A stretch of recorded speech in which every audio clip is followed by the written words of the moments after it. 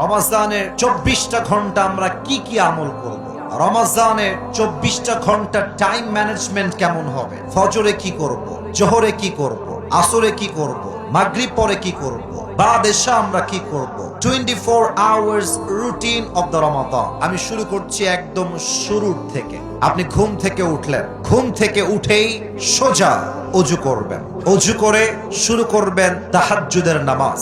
মুমিনের ঘুম থেকে উঠেই শুরু হবে পবিত্র হওয়ার পরে তাহাজ্জুদের নামাজ। তাহাজ্জুদ শুরু করবেন, তবে তাহাজ্জুদ যে 20 রাকাত পড়তে হবে, 10 রাকাত পড়তে হবে, it's exactly not like that. আপনি জাস্ট 2 রাকাত পড়েন, অথবা আপনি জাস্ট 4 রাকাতই পড়েন, তবে তার তিল সহ পড়েন। কোরআনটা সুন্দর করে তেলাওয়াত করেন, ইখলাসের সঙ্গে আদায় করেন। হাদিসে আসছে, আখলিস দীনাকা ইয়াকফিকা আল আমালুল কালিল। জান্নাতে যাওয়ার জন্য অনেক আমলের প্রয়োজন হয় না।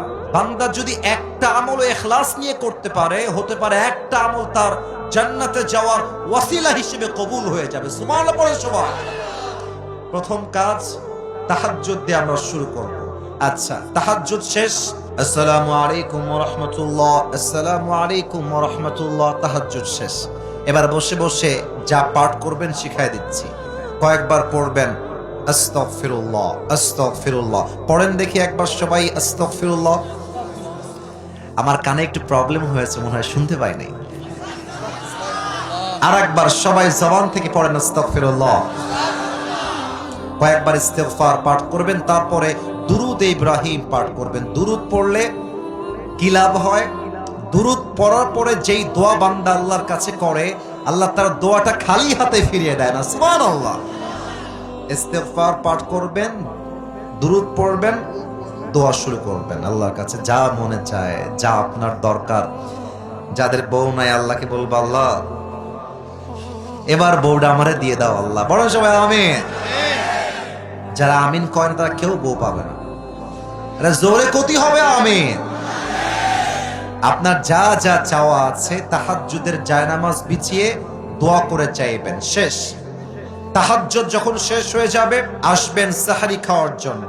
সাহরি যখন খাওয়া শেষ, বাস সেহরি খেয়ে উঠে গিয়ে সোজা মসজিদে ঢুকে যাবেন। মসজিদে ঢুকে যখন ফজরের আজান হয়ে যাবে, ফজরের 2 রাকাত সুন্নত আদায় করবেন। যশোরের ভাইরা, কয় রাকাত সুন্নত? আর একটু জোরে শুনতে চাই, কয় রাকাত? 2 রাকাত সুন্নত। সুন্নত তো শেষ হয়ে গেল, কিন্তু সময় তো আছে এখনো 10 মিনিট 15 মিনিট। কি করবেন?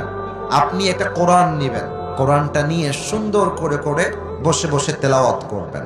আমার এখনো মনে আছে, আমি তো মাদ্রাসায় পড়াশোনা করেছি। আমাদের ওখানে একটা সিস্টেম ছিল, আমরা প্রত্যেক ওয়াক্ত নামাজে আগে আগে যেতাম, 20 মিনিট আগে, 30 মিনিট আগে যেতাম, এবং কোরআনটা নিয়ে সুন্দর করে তেলাওয়াত করতাম। আবার যখন ইকামত দিত, কোরআনটা রেখে আমরা নামাজ আদায় করা শুরু করতাম। অতএব ফজরের সুন্নত আদায় করার পরে বসে বসে, ডোন্ট ওয়েস্ট ইউর টাইম, বসে বসে কোরআন তেলাওয়াত করবেন। রাজি আছেন তো ইনশাআল্লাহ? আচ্ছা, ফজরের নামাজ শুরু হয়ে গেল, নামাজ শেষ। সালাম যখন ফিরিয়ে ফেলবেন, সকলেই আয়াতুল কুরসি পাঠ করবেন। হাদিসে আসছে, যেই বান্দা প্রত্যেক ফরজ নামাজের পরে আয়াতুল কুরসি পাঠ করে, লাম ইয়ামনাহু মিন দুখুলিল জান্নাহ ইল্লাল মাউত, তার মাঝে আর জান্নাতের মাঝে কোনো দেওয়াল থাকে না, জাস্ট মৃত্যু ছাড়া। ও বান্দা মৃত্যু বরণ করে না, তাই সে জান্নাতে যায় না, মরলেই সে জান্নাতি হয়ে যাবে। সুবহানাল্লাহ। আয়াতুল কুরসি পাঠ করবেন। এবার আরেকটা আমল শিখাই দেই, আমার সঙ্গে সবাই পড়েন, আউযু বিল্লাহিস সামিউল আলিম, মাশাআল্লাহ আওয়াজ এসেছে, মিনাশ শাইতানির রাজীম। এখনই যে মুখস্থ হয়ে যাবে ব্যাপারটা এরকম নয়। মিডিয়ার লোক বসে আছে, কালকে আপলোড হয়ে যাবে এইটা, অর্থাৎ আউযু বিল্লাহিস সামিউল আলিম মিনাশ শাইতানির রাজীম, এইটা পড়বেন। তারপরে সকলেই সূরাতুল হাশরের শেষ আয়াতগুলো পড়বেন। হুয়াল্লাহুল্লাযী লা ইলাহা ইল্লাহু আলিমুল গায়বি ওয়াশ শাহাদা হুয়ার রহমানুর রহিম, শেষ পর্যন্ত পড়বেন। এই আমলটা যেই বান্দা করবে, একটা লাভ বলে দেই, তার পুরো দিনের সমস্ত বিপদকে আল্লাহ নিজেই দূর করে দিবে। সুবহানাল্লাহ পড়ে সবাই। সূরাতুল হাশরের শেষ 3 আয়াতের আমল শেষ। এবার আপনি বাসায় ফিরে আসবেন। বাসায় এসে বসে বসে কোরআন তেলাওয়াত করবেন। কোরআন তেলাওয়াত যখন শেষ হয়ে যাবে, যখন সূর্য উঠে যাবে, আলো হয়ে যাবে, আপনারা সবাই ইশরাকের নামাজ পড়বেন। এর লাভ কি? যে বান্দা ইশরাকের নামাজ পড়ে, আল্লাহ এই নামাজের বিনিময়ে তাকে একটা কবুল হজের সওয়াব তার আমলনামায় আল্লাহ লিখে দেয়। আচ্ছা, তারপরে যদি আপনার মনে হয় কিছুক্ষণ ঘুমালেন, আর যদি ঘুম না হয়, সোজা জোহরের ওয়াক্ত যখন শুরু হয়ে যাবে, যে যার কাজে ছুটে যাবেন। ব্যবসায়ী দোকানে যাবে, যে জব করে সে অফিসে যাবে, যে ইমাম সে তার কাজ করবে, যে যার কাজ শুরু হয়ে যাবে। যেমনটা আল্লাহ তাআলা বলেছেন, ফাইদা কুদিয়াতিস সালাত ফান্তাশিরু ফিল আরদ, when you have done your salah spread out to your workplace। নামাজ শেষ, কাজ শুরু হয়ে যাবে। অবহেলা যে করে, অলস যে হয়, সে প্রকৃতপক্ষের বীর বাহাদুর মুসলমান হতে পারে না। ঠিক কি না বলে? আচ্ছা, কাজ যখন শেষ হয়ে যাবে, জোহরের আজান দিয়ে দিয়েছে, আল্লাহু আকবার আল্লাহু আকবার, আজান যখন শুরু হয়ে যাবে, আপনার প্রথম আমল হবে আজানের উত্তর দেওয়া। অনেকে আজানের উত্তর দিতেও ভয় পায়। একদম সহজ, যা বলবে জাস্ট রিপিট করে দিবেন। যদি আপনি আজানের উত্তর দেন প্রত্যেক ওয়াক্তে, আল্লাহর হাবিব বলেছেন, আজানের উত্তর যেই বান্দা দেয়, আমি আল্লাহর হাবিব তাকে জান্নাতে যাওয়ার জন্য আল্লাহর কাছে সুপারিশ করব। সুবহানাল্লাহ পড়েন। আচ্ছা, এরপরে জোহরের পূর্বে সুন্নত কয় রাকাত বলেন তো সবাই? আপনারা ভয় পাচ্ছেন কিসের জন্য? কতি হবে? কয় রাকাত?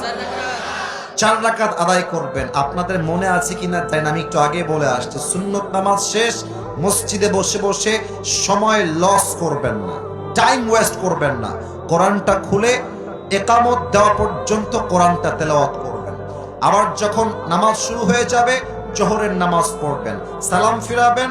প্রথম আমল কি? কুরসি পড়বেন না? কথা কচ্ছেন না আপনারা গো। কি কুরসি পড়বেন বলেন সবাই? আয়াতুল কুরসি পড়বেন। বাস 2 রাকাত সুন্নত পড়বেন, বাসায় ফিরে আসবেন।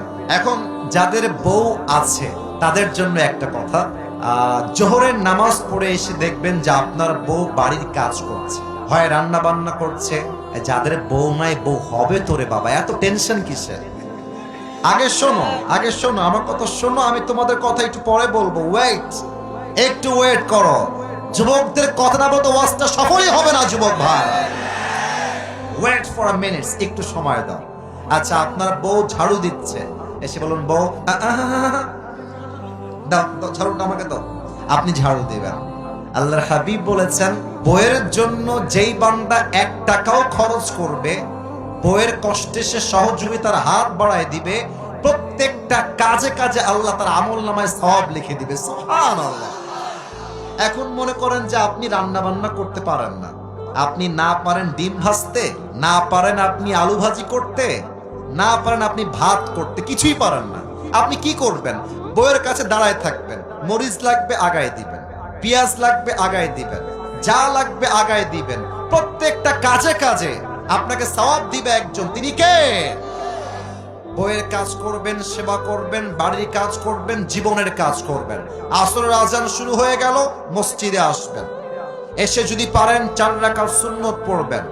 সুন্নতের পরে কোরআন তেলাওয়াত, তারপরে আসরের নামাজ, তারপরে কোন কুরসি? এই যে ভুলে গেছেন মনে হয়, কি কুরসি?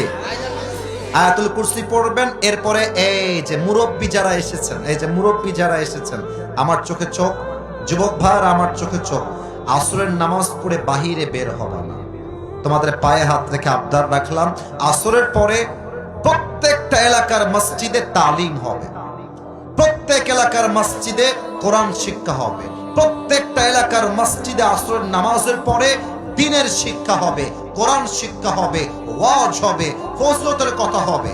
আল্লাহর হাবিব বলেছেন, যেই বান্দা আসরের নামাজের পরে দ্বীনের চর্চা করে, দ্বীনের প্রশিক্ষণ দেয়, প্রশিক্ষণ নেয়, আল্লাহ তাআলা আমলনামায় কবুল হজের সওয়াব লিখে দেয়। সুবহানাল্লাহ।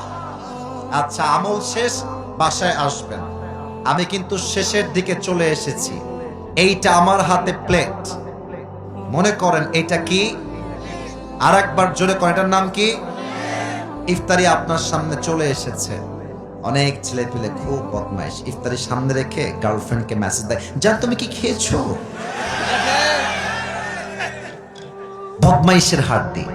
মনে রাখবেন, ইফতারি সামনে রেখে যেই যুবক হারামে লিপ্ত হয়ে যায়, যেই মেয়ে হারামে লিপ্ত হয়ে যায়, তার রোজার 2 পয়সা দাম আল্লাহর কাছে পাবে না, ঠিক কিনা বলে? আচ্ছা, তাহলে কি আমল করবেন? ইফতারি আপনার সামনে, বসে বসে আপনি ইস্তেগফার পাঠ করবেন। ইস্তেগফার শেষ, ইফতারি সামনে রেখে 2 হাত তুলবেন মুনাজাতের জন্য। আল্লাহর হাবিব বলেছেন, ইফতারি সামনে রেখে যেই বান্দা আল্লাহর কাছে কোনো কিছু চায়, আল্লাহ তার প্রত্যেকটা চাওয়াকেই কবুল করে নেয়। সুবহানাল্লাহ। আর ইফতারি যখন করবেন, এটা মুরব্বীদের বাজে স্বভাব, আমাদেরও বাজে স্বভাব। প্রথমেই শুরু করি পানি দিয়ে, আরে সেই তৃষ্ণা। অনেকে দেখবেন যে জুসের বোতলটা অথবা গ্লাসটা এমনি ধরে রাখে, আজান খালি দিতে দেরি হবে, আমার খাতি দেরি হবে না। আজান দিলি শরবত দিয়ে শুরু করে, আজান দিলি উনি খায় আগে পেঁয়াজি আলুর চপ। না, দিস ইজ নট দ্য সুন্নাহ, এটা সুন্নাহ নয়। আজান হবে বা ওয়াক্ত হয়ে যাবে, প্রথমে আপনি নিবেন সুন্নতি খাবার খেজুর। সুবহানাল্লাহ পড়বেন না আপনারা? পেঁয়াজি নয়, আলুর চপ নয়, ডিমের চপ নয়, পানি নয়, প্রথম আমার সুন্নতি খাবার হবে খেজুর। বলেন সবাই, নাম কি? আর খাওয়ার সময় এমন খাওয়া খায়, এইরকম পুয়াতিমের মতো হয়ে যায়। আর কি হয়, খাওয়ার পরে গিয়ে ওই যে বেডে শুয়ে যায়, মাগরিবও পড়ে না, এশাও পড়ে না, তাহাজ্জুদ তো বহুত দূরের কথা, তারাবির নামাজটাও পড়তে চায় না, ঠিক কিনা বলে? একদম সুন্নত অনুযায়ী হালকা খাবেন। মাগরিবের নামাজের পরে কোরআন তেলাওয়াত করবেন, জিকির আজকার করবেন, আয়াতুল কুরসি পাঠ করবেন। এশার নামাজে যাবেন, এশার সুন্নত পড়বেন, তারাবির নামাজ পড়বেন। তারাবির প্রত্যেকটা রুকুতে, প্রত্যেকটা সাজদাতে আল্লাহ তাআলা আপনার জীবনের গুনাহ খাতা মাফ করে দিবে। সুবহানাল্লাহ পড়বেন না? এশা পড়ে এসে আর রাত জাগবেন না, এসে জাস্ট হালকা খাবার খেয়ে ঘুমিয়ে যাবেন, আবার উঠে তাহাজ্জুদ দিয়ে দিন শুরু করবেন। রাজি আছেন তো ইনশাআল্লাহ? এখন এই রুটিন সবার সঙ্গে মিলবে তা নয়, অনেকের কাজ ভিন্ন, জব ভিন্ন, ব্যবসা ভিন্ন। যার যেমন জীবন সে অনুযায়ী কাগজ নিবেন, লিখবেন কখন কি করবেন, কখন কোন আমল, কখন রোজা, কখন তেলাওয়াত, কখন তাহাজ্জুদ, কখন দান সদকা, সব লিখে রুটিন করে রমজান মাসের প্রত্যেকটা দিন আমরা আল্লাহর জন্য আমল করব। রাজি আছেন তো ইনশাআল্লাহ? আল্লাহ সবাইকে সেই তৌফিক দান করুক। পড়েন সবাই আমিন।